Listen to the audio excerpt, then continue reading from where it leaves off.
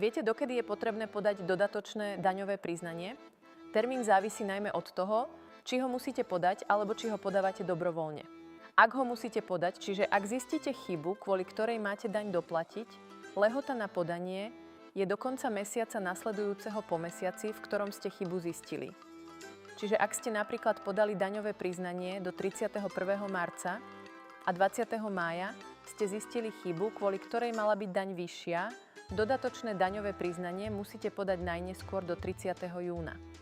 Ak ale zistíte, že ste na dani zaplatili viac, než ste mali, podanie dodatočného daňového priznania je dobrovoľné a v takom prípade ho môžete podať až 5 rokov spätne.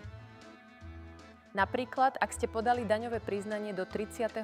marca 2026 a následne ste zistili chybu, kvôli ktorej mala byť daň nižšia, dodatočné daňové priznanie môžete podať najneskôr do 31. decembra 2031. Pre viac tipov a informácií nás nezabudnite sledovať.